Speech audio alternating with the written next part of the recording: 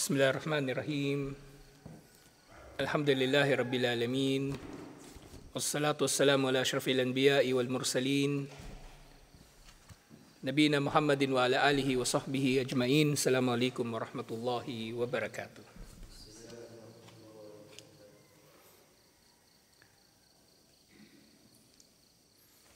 So inshallah, Dalilul Muslim fil Aqidati wal Ibadat. Tapos na tayo sa Tauhidul Asma'i was Sifat, alhamdulillah. So yung mga exam dito, mga quiz, gawin nyo na lang yan inshallah.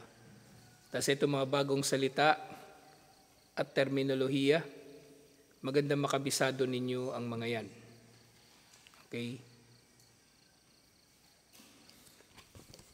So ngayon page 28 inshallah.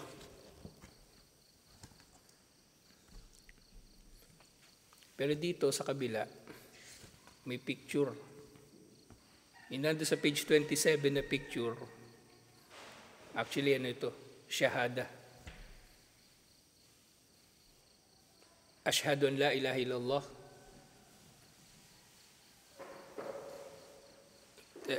Ilan ba yung ashhadu dito? Ashhadu an la ilaha illallah. Ito kasi problema rito, hirap basahin. Ano ito kumbaga itong mga ganitong calligraphy, kumbaga sabi nga nila, more form than function. So mas mahalaga itsura kaysa sa mabasa siya. Maraming mga masjid may ganitong dekorasyon. At yung katulad ng natalakay natin doon sa mga tamaim, hindi maganda ito. Kasi minsan inuugnay na ng mga tao yung mga paniniwala na kapag nag-display ka ng ganito sa masjid, sa bahay, swerte, pantanggal ng malas, o kung ano-ano pa. Tapos, yun nga, kung halimbawang ilalagay sa masjid yung mga bagay na ganito sa bahay, hindi naman siya binabasa.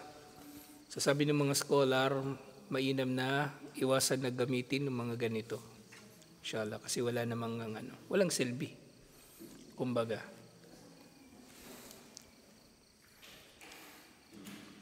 So ngayon, 28, ang dalawang shahada, yun nga shahadatain.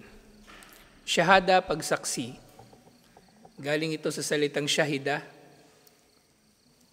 sumaksi siya. So yung shahada ay isim na nanggaling sa fi'il na shahida. So sabi rito, ang itatagal daw ng lesson na ito 1 oras. Pero hindi natin alam kung masusunod yan. Sa mga layunin sa pag-aaral nito, sa pagtatapos ng araling ito, magkakaroon ka ng kakayanan sa kapahintulutan ni Allah. Yung characters diyan sa pagkatapos ng pangalang Allah, ng Lafdul Jalala, ano ba nakasulat dito? Subhanahu wa ta'ala. Lit kasi. Hindi rin mabasa. Subhanahu wa ta'ala, so nakagawian nito ng mga Muslim na idudugtong sa Lafdul Jalala. Subhana, kaluwalhatian sa Kanya, at ta'ala, siya ay kataas-taasan. So may kita ninyo kung sa marami sa mga terminology na meron sa Islam at sa mga, kumbaga, vocabulary rito, nahawig sa mga Kristiyano, kumbaga. So yung mga Kristiyano, lumuluwalhati rin sila kay Allah. As in, yung eksaktong term na yun ay ginagamit din nila. Kahit yung mga Kristiyano na Arabo. Okay? At yun ay proof na mayroong linear na history sa pagitan ng Judaism, Christianity, at Islam. Na technically pareho nating inuunawa yung relihiyon. Yung nga lang yung iba, yung mga Hudyo at mga Kristiyano lalo na, sinadya nilang maling unawain ang relihiyon. So yung layunin, maintindihan ang kahulugan ng shahada. Kapag sinabing shahada lang, shahada, isa lang na shahada.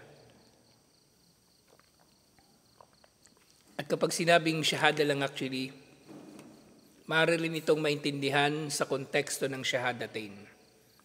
Okay, halimbawa sasabihin, nagsyahada na si ganito, nagsyahada na si ganyan. Ibig sabihin, nagsabi siya ng la ilaha illallah, Muhammadur Rasulullah. Kasi hindi pwedeng isa lang. Okay? Hindi pwede na ang tao ay sasaksi na walang Diyos na marapat sambahin liban kay Allah, nang hindi siya sumasaksi na si Muhammad sallallahu alaihi wasallam ay sugo ni Allah. At maaari rin naman mangyari na mayroong sasaksi na si Muhammad sallallahu alaihi wasallam ay sugo ni Allah nang hindi siya sumasaksi sa la ilaha illallah. Sino yung taong ganun? Si Abu Talib.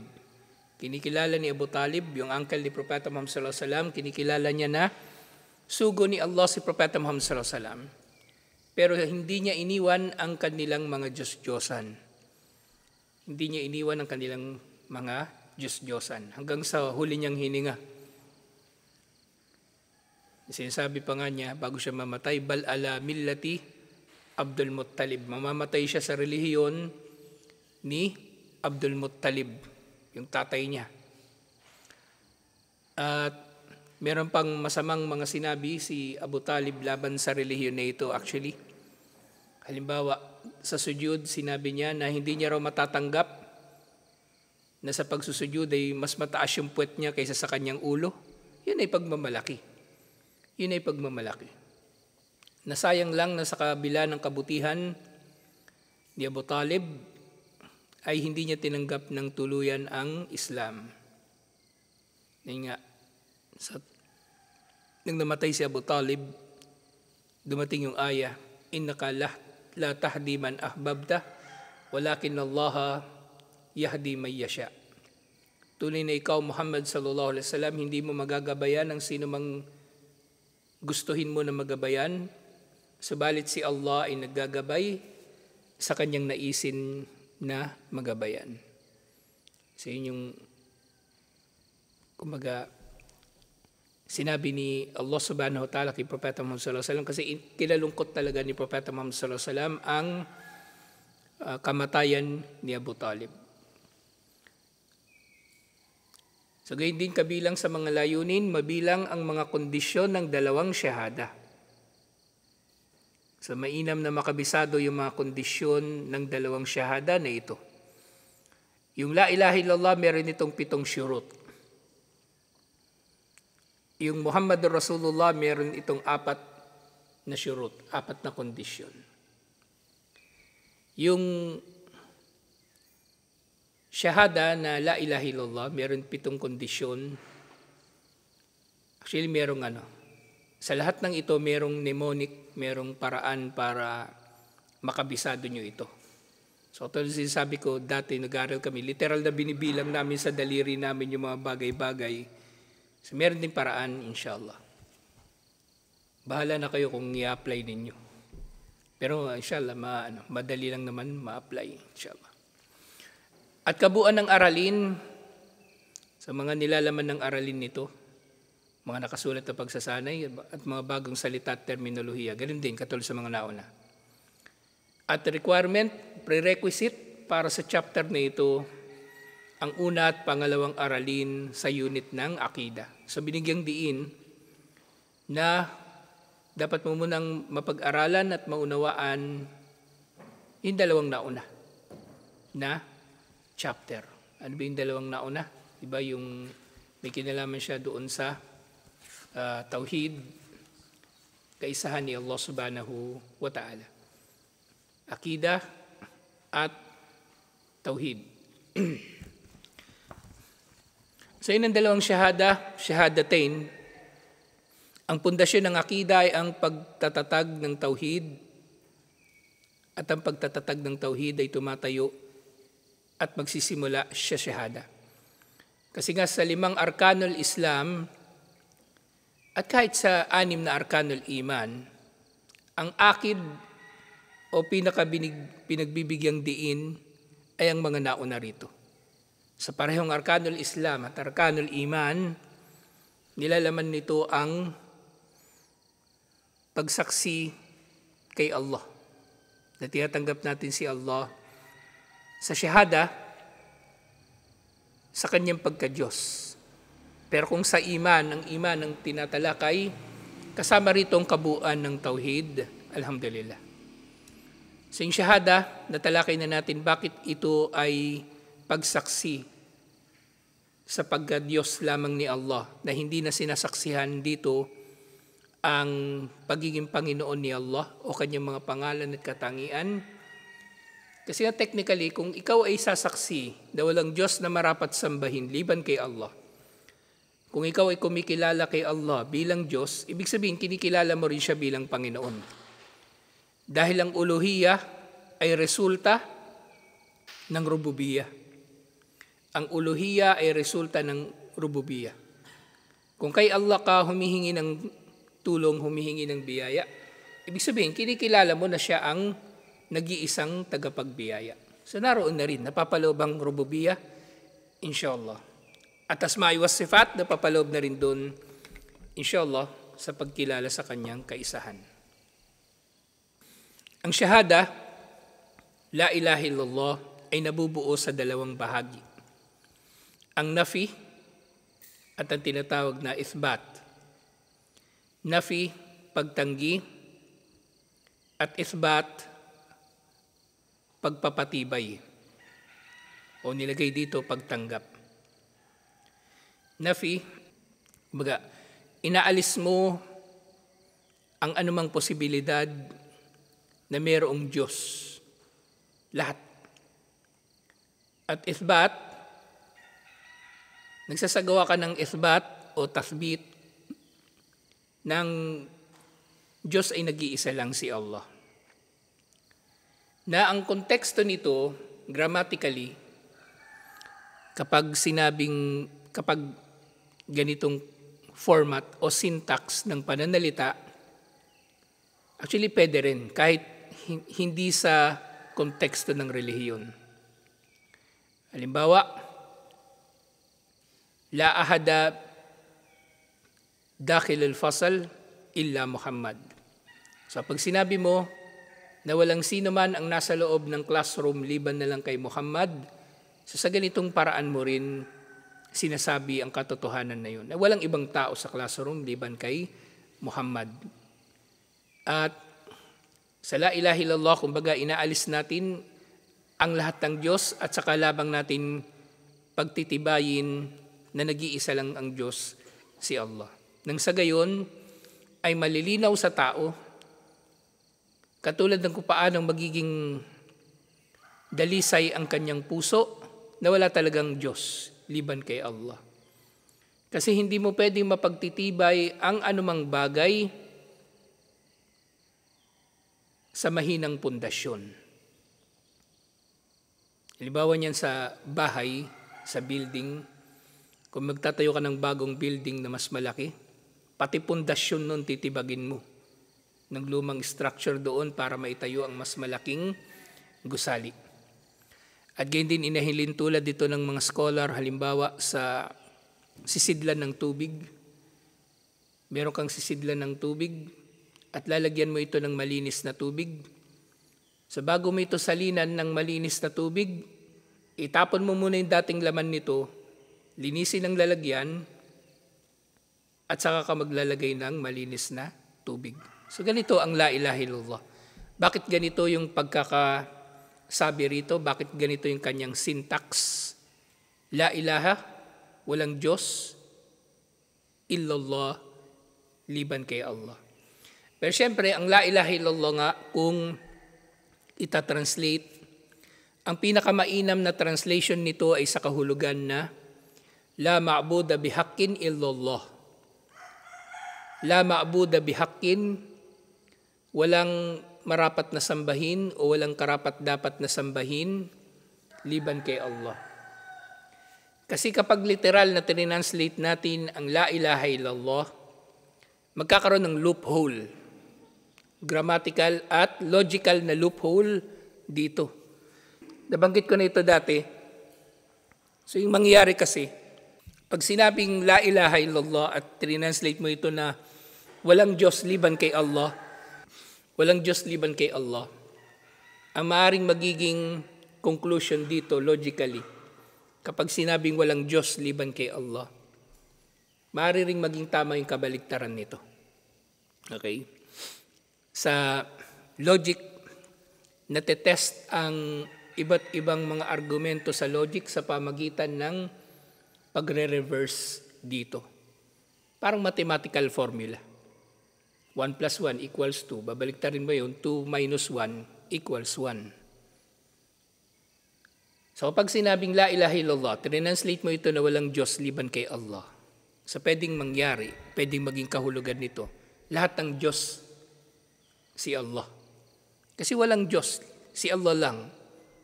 So pwedeng maging kahulugan nito, kung namimiloso po yung tao lalo na lahat ng Diyos si Allah. Si Buddha, si Allah rin. Si Vishnu, si Allah rin.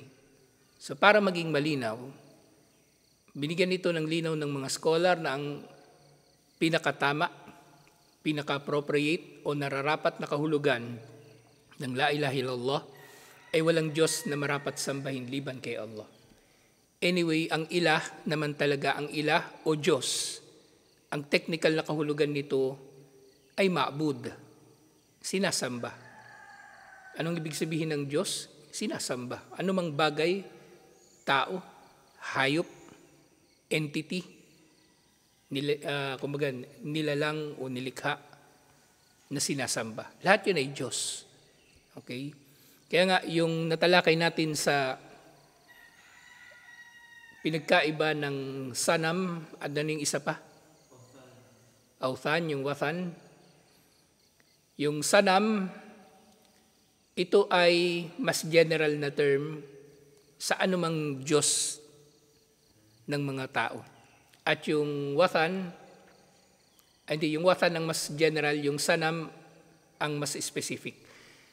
Yung sanam kasi pwedeng rebulto ng tao. Pero maaring ang wathan ay kahit walang rebulto, pero may tuturing siya na pagsamba sa Diyos-Diyosan.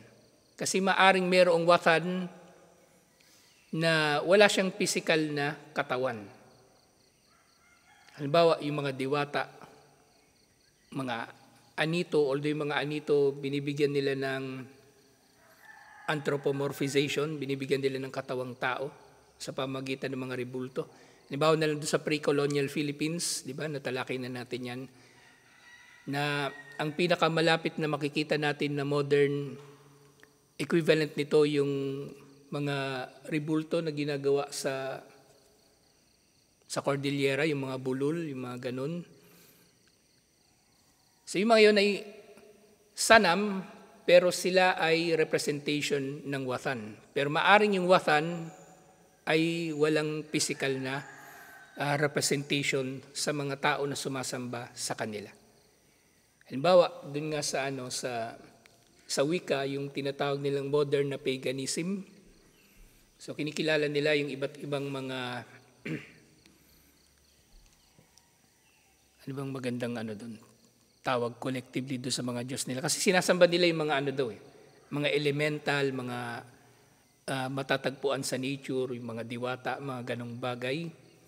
So wathan ang tawag doon sa kanilang mga kinikilala na yon. At sanam siya may tuturing, rebulto, ang literal na kahulugan ng sanam, rebulto kapag ito ay mayroon ng physical na kanilang inukit o ginuhit. Ganon. Pero kung concept pa lang ito ay wathan. So dito sinasabi ang unang bahagi ay ang la ilaha, walang Diyos, na itinatanggi ang pagkakaroon ng kahit anong Diyos na dapat sambahin. Ang pangalawang bahagi ay illallah, maliban kay Allah na tinatanggap na si Allah lamang ang bukod tanging tunay na Diyos na may katangian ng pagka-Diyos, yung uluhiyah. Therefore, siya lamang ang dapat sambahin. Kung kaya, ang kahulugan ng la ilaha illallah ay walang Diyos na may karapatang sambahin liban kay Allah. So ito na yun. La ma'buda bihaqqin illallah. La ma'buda bihaqqin illallah. Ang anyo ng syahada sa ganitong paraan ng pagpapahayag na nauuna ang pagtanggi sa pagtanggap sa salitang Arabic ay higit na malakas at ganap sa kawastuhan ng pagsamba kay Allah lamang at pagtanggi ng karapatan sa pagsamba sa sinuman liban sa Kanya. So nga katulad na naipaliwanag na natin kanina, sa mga scholar natin, inihahalin tulad nila ang la ilaha illallah sa sisidlan ng tubig. So para magkaroon ka ng malinis na tubig, lilinisin mo muna ang iyong sisidlan. At sa la ilaha illallah, ang paniniwala sa la ilaha illallah, ito ay may tuturing din na bahagi o kabilang sa mga gawain na sumasaklaw sa lahat ng mga gawain ng katawan. Kasi mga gawain ng katawan, di ba? Kasama na rito yung a'malul badan, gawain ng katawan. At syempre, yung a'malul kulub, mga gawain ng puso. At syempre, ang la ilaha illallah maaari ding ma-express sa pamagitan ng dila, sa pamagitan ng shahada. Okay? So, paano in-express ng tao yung shahada sa pamagitan ng kanyang katawan? Di sa pagsasabuhay ng mga pagsamba. At paano niya ito in-express sa pamagitan ng kanyang puso? Sa pamagitan ng paniniwala rito. At paano niya ito in-express sa pamagitan ng kanyang dila? Siyempre, sa pagsasambit nito. At para sa mga yumayakap sa Islam, ito yung unang gagawin, shahada. Ito yung unang gagawin, shahada. At sa bagay nga na ito, dapat kompleto. Dapat kompleto. Kaya nga ang iman, qaulun bil lisan, wa tasdikun bil janan, wa amalun bil arkan. Pananalita ng dila, paniniwala ng puso, o pagpapatotoo ng puso, at pagkilos sa pamagitan ng katawan. So ganitong iman sa Islam. Sa puso, sa salita at sa gawa. Kompleto dapat. Hindi pwedeng magkukulang ng isa. Natalakay na natin ito nung nakaraan. Halimbawa, merong tao, pinaniniwalaan niya na sa kanyang puso ay merong iman, pero hindi naman siya nagsasala.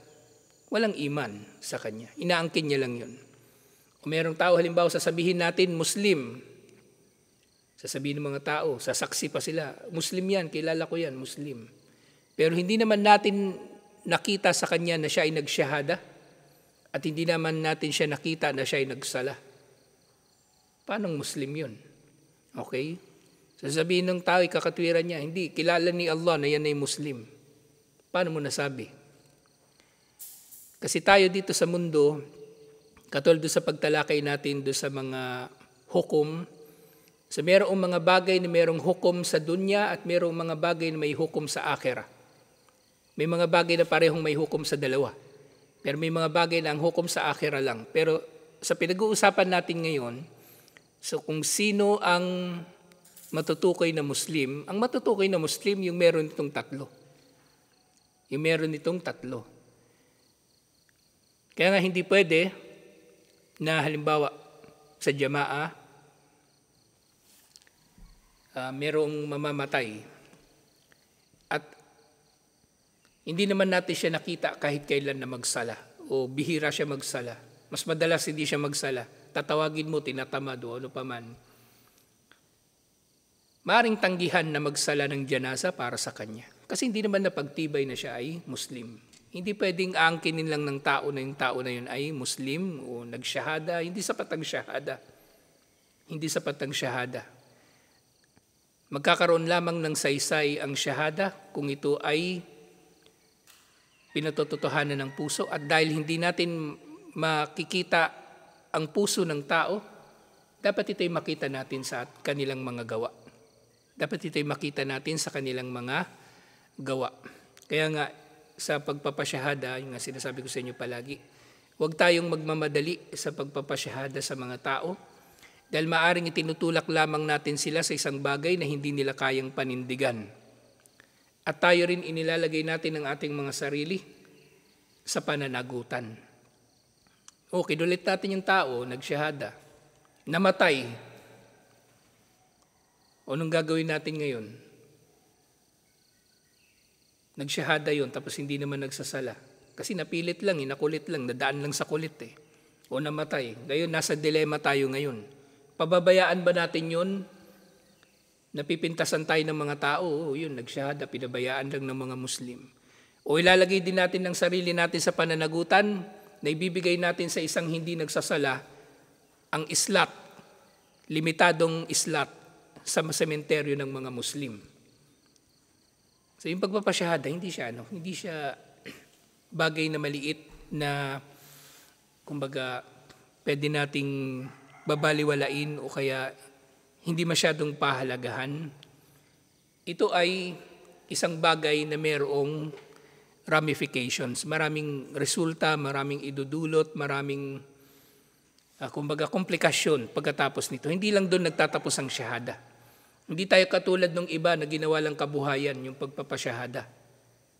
Okay? Ang pagpapasyahada natin ay ayon sa sunna ni Propeta Muhammad sallallahu alaihi wasallam na sa pamagitan ng syahada, ginagawang hayag ng sino man ang iman na nasa kanyang puso. Nang sa gayon, may bigay natin sa kanya yung mga karapatan na nararapat sa kanya. Kaya hindi tayo pwedeng yung mangungulit lang ng tao para sila ay magsasyahada. Hindi natin sila kailangang kulitin kasi si Allah, pagsasyahadahin niya ang sino mang gusto niyang pagsyahadahin. Actually, kahit hindi nga tayo magda'wa magsasyahada ang taong gusto niyang magsyahada o gusto niyang magmuslim. Tinutupad natin ang da'wa, hindi dahil sa tayo ang naggagabay sa mga tao. Tinutupad natin ang da'wa dahil tayo ay may obligasyon na magda'wa. At pangalawa na lang yung paghahangad natin na tayo ay magantimpalaan kung halimbawang magmumuslim ang tao sa pamagitan ng ating da'wa. At syempre, ang gantimpala sa pagbumuslim ng tao hindi nagtatapos sa kanyang pagpapasyahada. Yan yung hindi naiintindihan ng marami sa mga mangangaral. Bawa niyan kay Robin, ang dami nag-aagawan. Sila raw talaga yung nagpasyahada kay Robin. Ito, masasabing kayo ito, yung isa, siya na naman. Ano ngayon? Kung kayo nagpasyahada, kapag hindi ka ba nagpasyahada kay Robin, walang saysay ang da'wa mo o nagkakaroon ka ng kahigitan kapag sa'yo nagsyahada yung tao. Lahat ng may ambag sa da'wa sa kanya, kahit hindi pa siya nagsyahada, sa tao na yun mismo, may reward. Okay? May reward. At kung yung tao na yung nagsyahada, tapos tinuruan mo siya, may reward ka pa rin. Okay? So hindi umiikot sa syahada ang da'wa. Ang da'wa ay hindi umiikot sa syahada. Malawak ito, malalim, salasalabat, at maraming mga iba't ibang usapin na napapaloob. Alhamdulillah.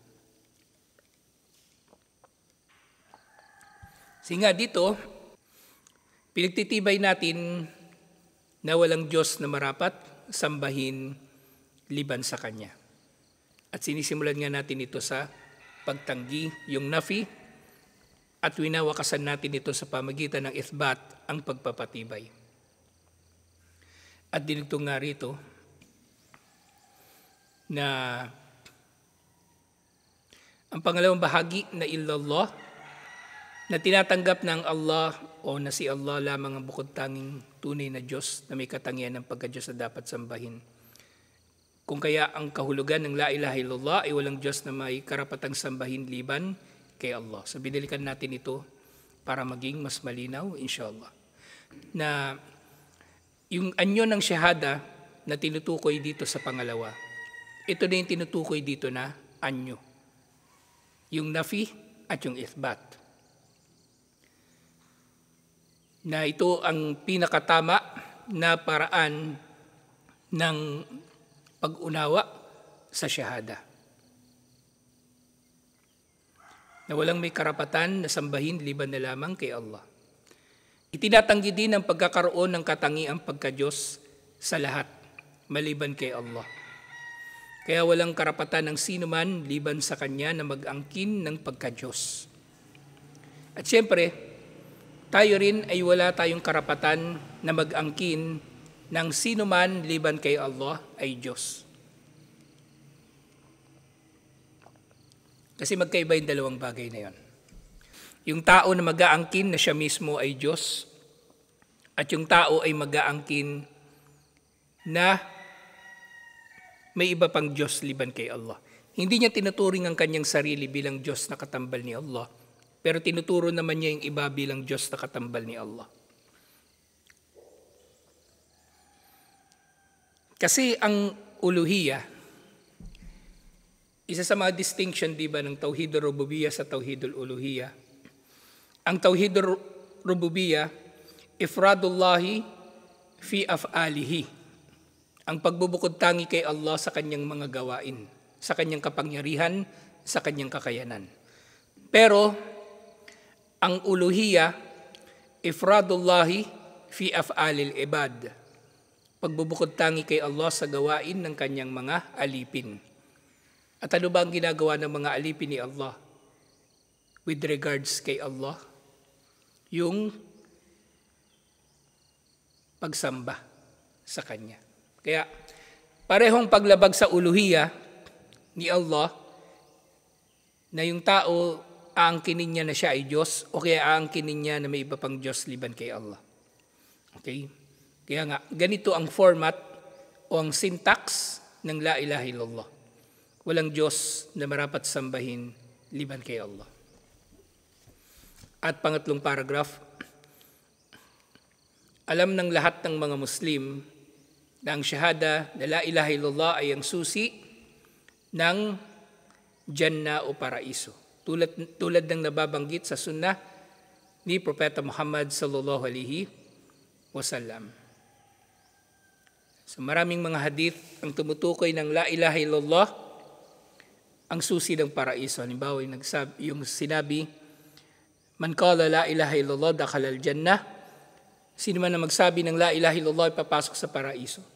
Man kana akhiru kalamihi la ilaha illallah dakhala al-jannah. Sino man ang huling salita niya bago siya mamatay ay la ilaha illallah ay papasok sa paraiso. At yung isa pa, la tadkhulul jannata hatta tu'minu. Hindi kayo papasok sa paraiso hanggang sa kayo ay manampalataya muna. At yung pananampalataya, syempre, ito ay ang iman at bahagi nito ang kaysahan ni Allah. Ito ang dahilan ko bakit may mga Muslim na naniniwala na mabanggit lang ito ay sapat ng dahilan upang makapasok sa paraiso. So merong mga patayan sa Islam, yun nga, na maling nauunawaan ng mga tao. Kaya nga mahalaga na ang tao ay mag-aaral. Dahil ang dalil, bago ito mailapat sa anumang bagay sa Islam, dapat tama ito sa dalawang bagay. Sa sihha ng dalil at sa fiqh ng dalil. Sihha, tama yung dalil. Ibig sabihin, sahih na hadith o aya ng Quran, syempre, sa inyong ibig sabihin doon. Hindi tayo pwedeng gagamit ng dalil na maudu, inimbentong hadith, daif na hadith na daif sa kanyang sanad, kahit pa maaring tama ang kahulugan nito. So yun yung tinutukoy doon sa sihha. Yung fiqh, yung pag-unawa sa dalil, dapat tamang pag-unawa sa dalil.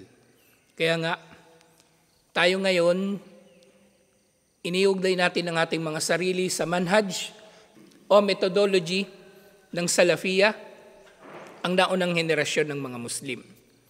Kasi tayo, inuunawa natin ang dalil ayon sa kung paano ito naunawaan ng mga sahaba, ng tabi'in at ng mga tabi'ut tabi'in, na silang tinukoy ni Propeta Muhammad sallallahu alaihi wasallam na pinakamainam na mga tao doon sa hadith, khairun nasi karni thumma alladhina yalunahum thumma alladhina yalunahum.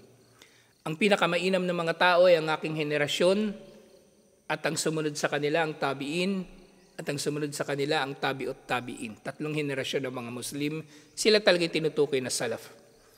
At kung ang tao ay iniugnay niya ang kanyang sarili sa metodolohiya ng Salafiyah, pamamagitan nito inshallah ay inililigtas niya ang kanyang sarili mula sa mga pagkaligaw. Lalong-lalo na sa panahon natin ngayon na ang mga ligaw na sekta, iniugnay din nila ang kanilang mga sarili sa Ahlus Sunnah.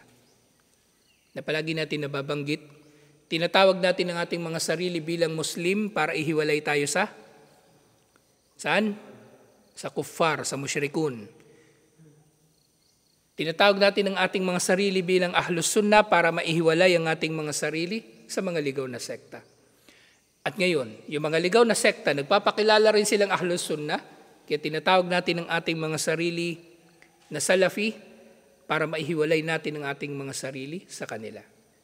Alhamdulillah, itong Salafiyah, itong pagiging Salafi, muhing-muhi talaga ang mga ligaw na sekta rito, kaya hindi nila ito ginagamit sa kanilang mga sarili. Yung pagiging Salafi na tinatawag nilang pagiging Wahhabi, alhamdulillah, ito yung dahilan kung bakit nagpapakilala tayo bilang Salafi. Para maihiwalay natin yung ating mga sarili sa mga ligaw na sekta na nagpapakilala pa ring Muslim. Dahil totoo na mahati ang Islam sa iba't ibang mga sekta. Si Propeta Muhammad sallallahu alaihi wasallam mismo ang nagsabi, sa taftariku ummati ila 73 firqa. Mahati ang aking umma sa 73 na sekta. Nang 73 na ito, hindi ito literal. Ito ay figurative. Na ibig sabihin, mas maraming sekta ang mabubuo sa Islam kung iahambing sa Kristyanismo at Judaismo dahil magiging mahaba ang panahon ng Islam at magiging marami ang kasapi nito. Ibig sabihin, mas gugulo ang mga tao na napapaloob dito. Kaya mahalaga na ang mga tao ay kakapit sa Islam, kakapit sa sekta ng Ahlus Sunnah at kakapit sa metodolohiya ng Salafiyah. Sa may mga tao, mali nilang nauunawaan ito. Na iniisip nila kapag sinabi lang nila yung shahada, Muslim na sila at may liligtas na sila sa impyerno. Na mayroong mga taong ganito nga ang pagkaunawa, mga Muslim, iniisip nila na mabubuhay sila ng isang buong buhay ng kasalanan at kapag mamamatay na sila, sasabihin lang nilang la ilaha illallah. Na hindi nila nare-realize, ang tanging makakapagsabi ng la ilaha illallah sa kanilang kamatayan, yung gagabayan ni Allah. Kasi sa oras ng kamatayan, ang maalala lang ng tao sa totoo lang, yung mga bagay na pinagkaabalahan niya sa buhay niya. Yung mga bagay na pinagkaabalahan niya sa buhay niya. May mga naging pag-aaral, yung mga scientists, tungkol sa mga ilang sandali bago ka mamatay. At yun nga, totoo nga talaga na ang maalala talaga ng tao bago siya mamatay, yung pamilya niya, at yung, makaka-experience ka ng flashback ng buong buhay mo sa ilang segundo na yun na mamamatay ka na. Totoo yun. Paano yung pinagkaabalahan mo? Bisyo. Pinagkaabalahan mo, sugal. Kaya yung mga scholar nga, naiulat mula sa kanila na nakita raw nila na mayroong mga Muslim na naghihingalo na hindi nila nasasabi ang shahada. Nasasabi nila yung tungkol sa sugal. Nasasabi nila pangalan ng babae. Nasasabi nila yung kung ano-anong bagay. Kasi hindi na nila naalala si Allah. Ang tao na hindi nabuhay para sa la ilaha illallah, hindi niya kamamatayan ng la ilaha illallah. Okay? So pag sumikapan natin yung la ilaha illallah. So totoo yun na kapag mamamatay na yung tao, magpa-flashback sa kanya yung buong buhay niya. At kung la ilaha illallah ang buhay mo, di maalala mo yun inshallah. Pero kung hindi, walang pag-asa. Man syaba ala shay, mata alay. Sino man nang katandaan niya ang isang bagay, dito na rin siya mamamatay. Yun yung kamamatayan niya. Ibig sabihin, yun ang maalala niya kapag siya ay mamamatay na. Yun ang kanyang maalala. Nangyari sa akin yung minsan yung ilang beses na rin ako muntik kang mamatay. Pero yung pinakamatindi talaga yung inaapakan kong scaffolding, bata pa ako nun. 16 yata ako nun, naapakan ko. Nagpapalitada kami nun kasi nasa construction din ako. Nabasag yung inaapakan ko, tapos bumagsak ako dun sa sumunod na scaffolding sa baba. So yun nga, totoo yung ganun na maalala mo yung buhay mo kapag ikaw ay mamamatay na. Kapag ikaw ay mamamatay na. Kaya nga dapat yung tao, magiging buhay niyang la ilaha illallah. Kasi nga sabi dito, may mga tao akala nila kapag nagsabi ka ng shahada, sapat na.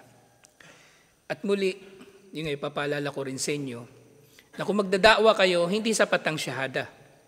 Okay? Yung sinasabi ng ibang mga matatandang mga ngaral ng Islam, kasi tinatanong ko talaga sila, ba't ganyan? Kailangan pagsyahadahin tapos napapabayaan. Katwiran nila, kapag nagsyahada raw ang tao ay meron na itong pag-asa sa kabilang buhay. Pero actually hindi ganun. Maling pag-unawa yun. Maling pag-unawa yun. Kasi ang syahada ay dapat isinasabuhay. Okay?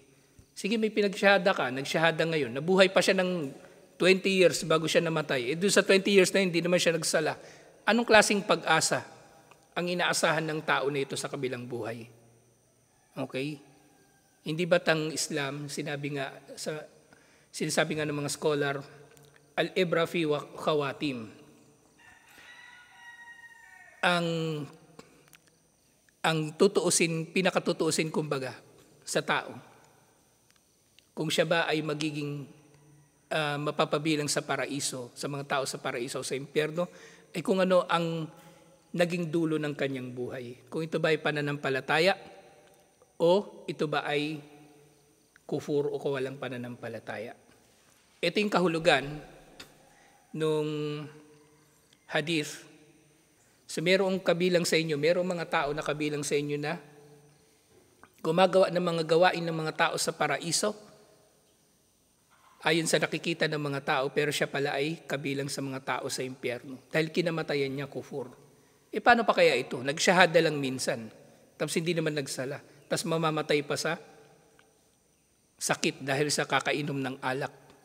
Hindi yun Muslim. Hindi yun tao na mayroong pag-asa.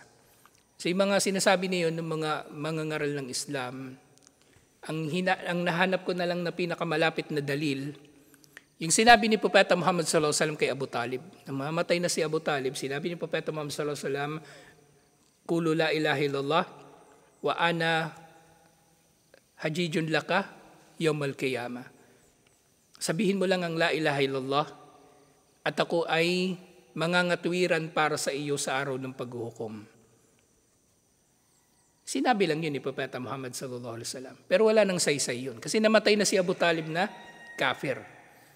So yung tao, pagsasyahadahin lang natin tapos pangangakuan na natin siya ng paraiso, hindi tama yun. Hindi sapat ang syahada. Hindi sapat ang syahada. Oo, ang syahada, susi ng paraiso. Pero paano kung kulang yung ngipin ng susi? Okay? O yung susi mo walang hawakan, hindi mo mapihit. Hindi mo rin mabubuksan yung paraiso. So yung syahada, titingnan natin ito at unawain holistically, yung sa kabuuan nito. Hindi lang yung sa pananalita. Syahada sa isip, syahada sa salita, syahada sa paniniwala, at higit sa lahat, syahada sa gawa. Kung ano yung mga gawain na resulta dapat ito ng syahada, dapat ginagawa rin ng nagsyahada. Dapat binibigyang diin niya ng tao, inshallah. At panghuli, yun nga, ngunit ito ay hindi totoo dahil katunayan ng syahada ay mayroong mga kondisyon. So mayroong mga kondisyon. At sinabi nga ni Wahab bin Munabbih, oo, ang syahada ay susi ng paraiso pero katulad ng iba pang mga susi. Ang susi ng paraiso na ito na syahada ay dapat mayroong mga ngipin. Ngipin ng susi. At ito na yung kondisyon ng la ilaha illallah na matatalakay pa natin sa susunod inshallah. So meron itong mga kondisyon na dapat gampanan at meron mga kautosan na dapat isagawa. Kung kaya ang mga munafikun, ito na nga sample ng kung bakit ang iman ay sa puso, sa salita at sa gawa.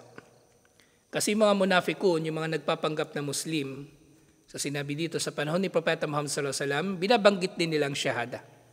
Lumalabas ang syahada sa kanilang dila. Ngunit tinatawag nila si Allah na sinungaling. So bukod doon sa sinasabi nilang syahada, meron pa sila ibang sinasabi na laban kay Allah. At syempre, kung ano man ang nalilingid sa kanilang mga puso na pagkamuhi kay Allah, mas matindi pa sa kung ano yung pagkamuhi na lumalabas sa kanilang mga dila at pagkamuhi sa mga mananampalataya na lumalabas sa kanilang mga katawan sa pamagitan ng kanilang mga pakana para mapinsala ang mga mananampalataya. Sukdulang pagplanuhan nilang patayin si Propeta Muhammad sallallahu alaihi wasallam. Sukdulang makipagsabwatan sila sa Quraysh, sa kalaban at iba't iba pa. At hanggang ngayon, ang malalaking mga sekta na nagpapakilalang Muslim, na technically kalaban naman talaga ng Muslim, ang Khawarij, ang mga terorista, at ang mga Shia, pareho itong itinatag ng mga munafik. Ang Shia Rafida na itinatag ni Abdullah bin Saba, at ang Khawarij, ng kauna-unahan sa mga Khawarij, ay si Dhul Khuwaisirah. Yung nagsabi kay Propeta Muhammad sallallahu alaihi wasallam na, yung sinita niya si Propeta Muhammad sallallahu alaihi wasallam na maging makatarungan. Na kaya itong mga munafik sa tindi ng kanilang kasamaan, tindi ng kanilang pinsala, pinaghandaan sila ng pinakamalalim na kalalagyan sa impyernong apoy. Fi darki asfali minan nar, sila ay ilalagay doon sa pinaka-kaila-ilaliman ng impyerno, na pinakamatinding parusa sa lahat. So itutuloy natin ito inshallah, yung susunod yung Muhammad Rasulullah at yung mga kondisyon ng shahada. Actually, meron ding kondisyon yung Muhammad Rasulullah pero hindi na nabanggit dito, isisingit din natin yun inshallah. 4 na kondisyon yun. Yung la ilaha illallah 7. At ito ituturo ko rin sa inyo inshallah, yung mnemonic, paano madaling makabisado itong 7 na ito inshallah. Sa tutuloy natin ito next week. Assalamualaikum warahmatullahi wabarakatuh.